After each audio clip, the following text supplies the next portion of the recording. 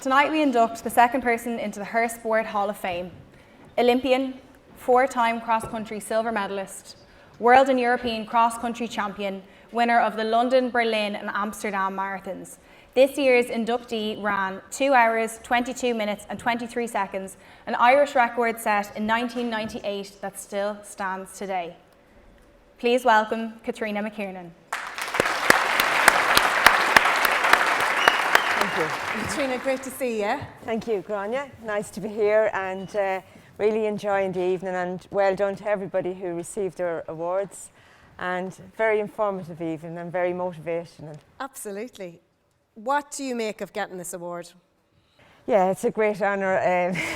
I suppose I'm very down to earth, and I was in with my neighbour this evening, and I told her I was coming to these awards, and she said, "What award is it?" And I said, "It's the old person's award." So she really gave out to me for saying that. But look, it's a great honour, and you know, we'll have a little chat here, and hopefully I'm able to give a little bit of inspiration to our sports people that we have now, our great sports people that we have here this evening.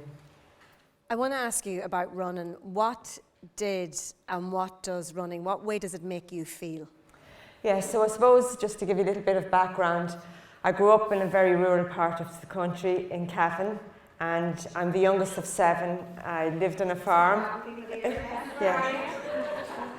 I lived on a farm, and there wasn't much else to do, to be honest.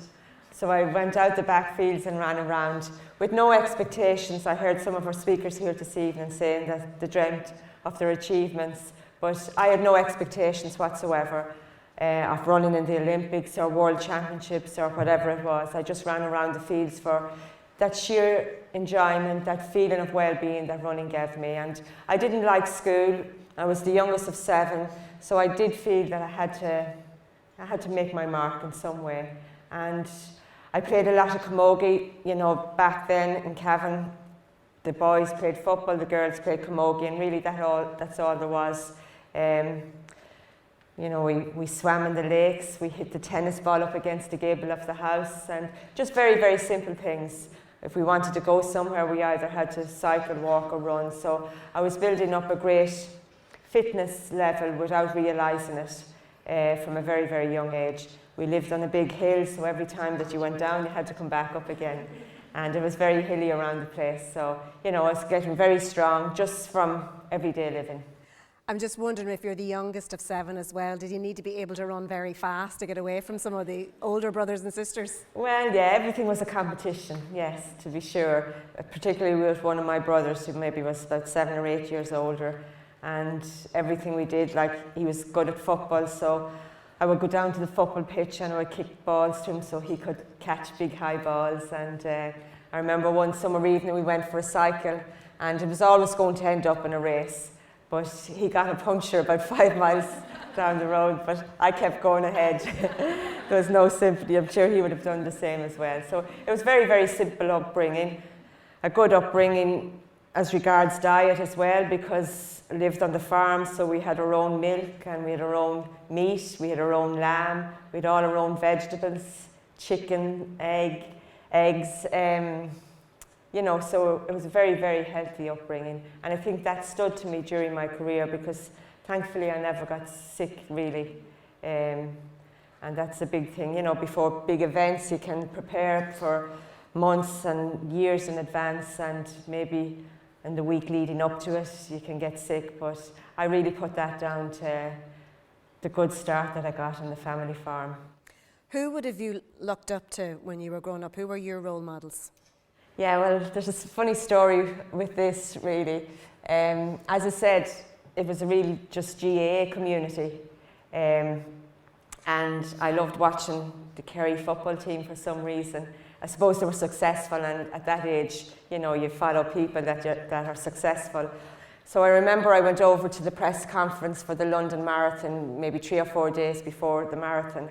And there was a load of journalists there with their laptops in front of them, and I wasn't giving away very much because that was going to put pressure on myself. So they were asking me questions and how do you think you're going to do, and I had just this one-liner saying, I've prepared well, I'm looking forward to the race and I'm going to see what happens. So they weren't getting much out of me, but anyway, one of the journalists asked, and who was your hero?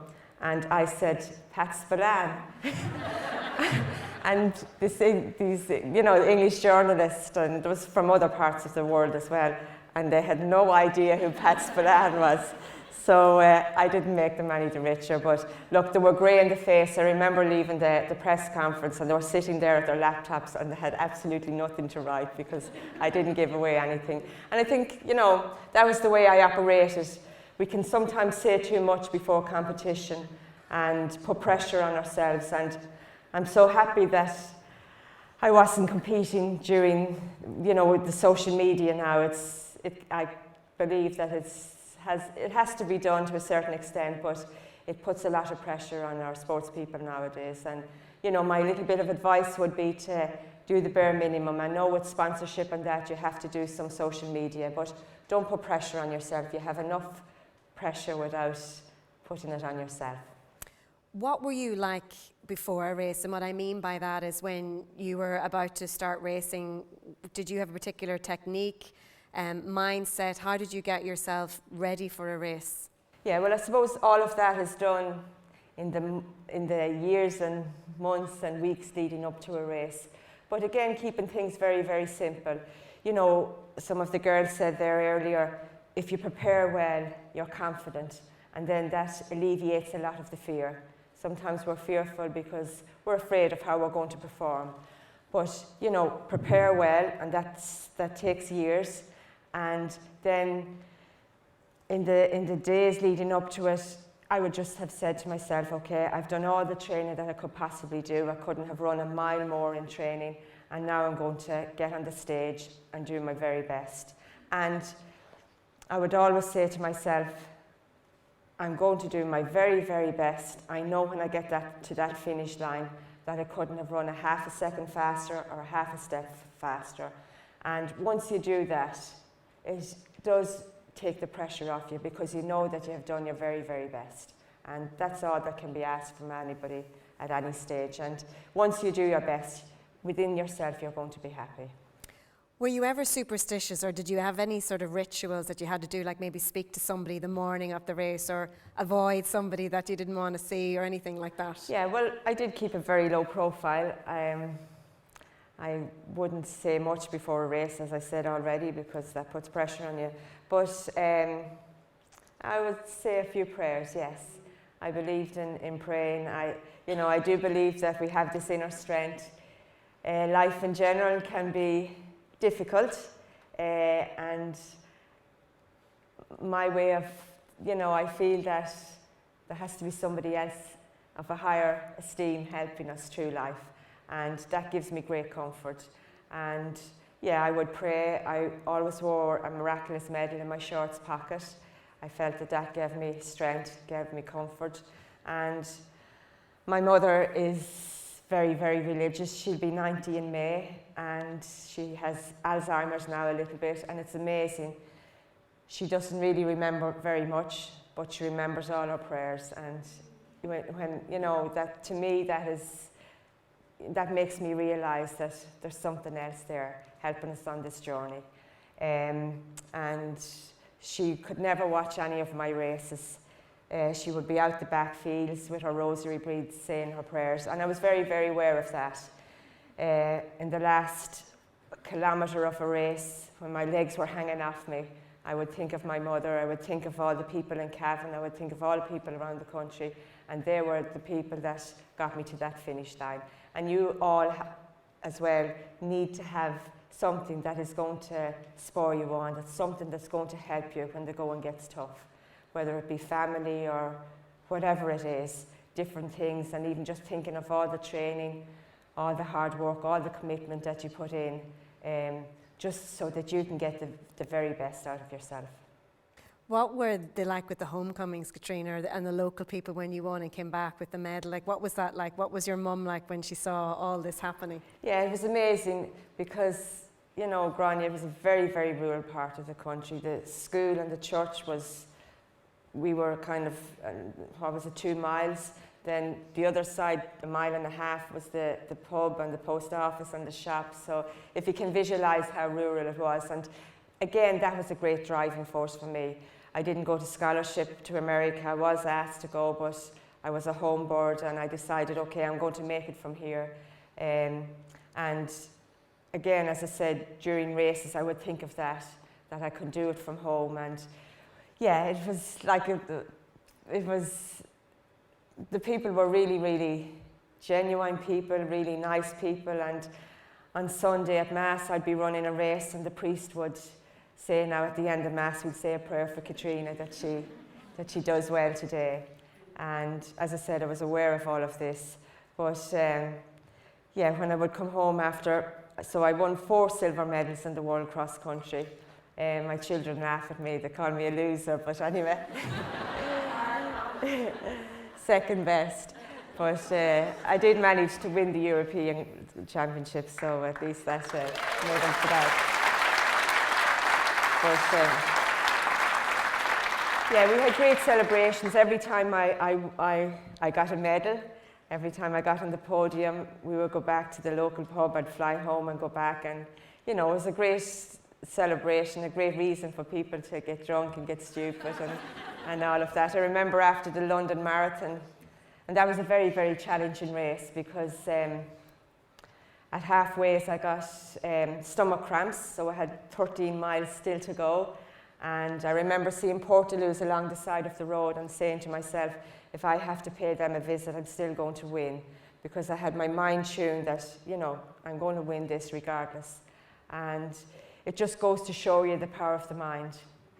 If you can switch it in the right way, the sky's the limit for you. And we need to do that in training as well. You know, to be able to just get into that mindset that I'm going to achieve, and there's no reason, I was talking to the girls there earlier, there's no reason why, just because we're a small country, I think we have to forget about that. There's no reason why we can't compete against the best in the world.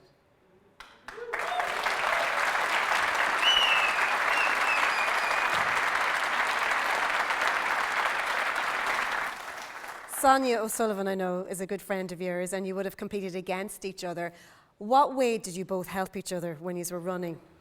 Yeah, well, I was to be honest, so happy that Sonia was around at the same time as me, because I didn't like the limelight, and she took the pressure off me, so I was very thankful to her for that. And it's funny, her birthday's the 28th of November, mine's the 30th of November, so we're practically the same age. And you know, we all know Sonia is a phenomenal athlete, but we both knew that it's an individual sport and that you have to train very, very hard. So we respected each other. And, you know, Sonia was really, really good on the track. I was good on the cross country and roads. And, you know, it's just, you know, we're very simple people. Even though we achieve great things, you know, we're very simple, down to earth. Anybody that met Sonia knows that as well. When you look at Irish female athletes that we have now, Catherina, and you mentioned about social media and how that has changed, what else have you seen that has changed since when you were running?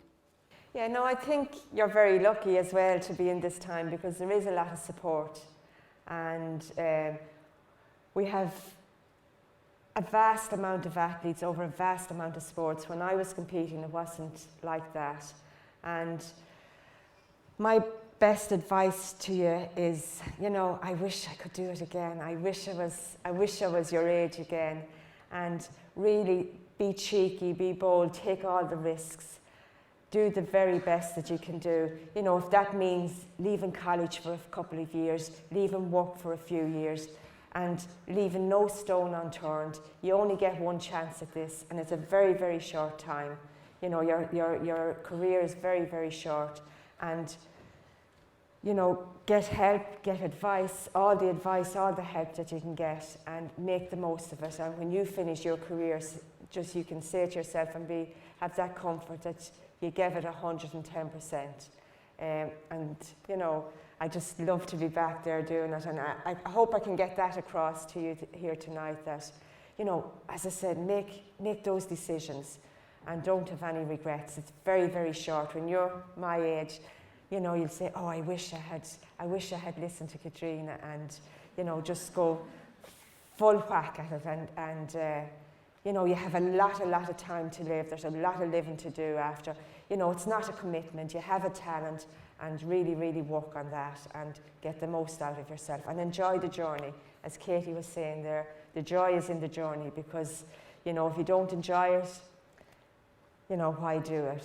But, you know, it's for a very, very, and there's going to be, we've all mentioned that this evening, there's going to be twists and turns and cul-de-sacs and all the rest, but that shows the character to come back again. And, you know, we learned, as the saying goes, we all learn more from our mistakes than we do from winning. So when you're going to have bad days, you know, I have no problem in saying that there's more not such successful days, as, you know, you have more days that you're not successful compared with the days that you have success, but really enjoy those successful days, but really work hard at it, and as I said, leave no stone unturned. I'm going to leave you with a final question, because it's obvious from Catherina talking here the passion you have for running and the love that you have for running. So even though you've retired from the sport, you've a business now run with Catherina where you actually help people to be the best runners that they can be. I'm saying it's a job. I'd say it's more than a job. It's not a job, I should say. It's just, I'd say it's something you just love being involved in. Yeah, I just because I ran because I love to run. That's the long and the short of it. I was successful. I was lucky enough to win some medals, but I still, even, you know, on days that I didn't perform so well or that things didn't go right, you know, I knew the next morning that I was going to get up and get out again and run again and start all over again and get new focuses and a new vision and work towards my next target. And I just love, you know, seeing people run and helping people with their technique, and regardless of what level they're at, helping them to get the most out of themselves. And, you know, sport is great. It keeps us grounded. It makes us feel good in ourselves. It makes us feel confident in ourselves. We meet fantastic people along the way. And I've gotten a little bit more into the sports psychology part of it now, because I think that's such a big part. You can have all the training in the world done, but if the mindset isn't good, you know, that can let you down. And I have a nice saying: my mind is a garden, my thoughts are seeds. I can grow flowers or I can grow weeds. So, you know, you really need to, when things aren't going so well, you want to make sure that you're not letting the mind take over. Just switch it straight away and saying to yourself, it's great to be able to do this, I'm doing well, I'm strong, and all of those sort of things. So to make sure that you don't let the mind so that the mind doesn't let you down.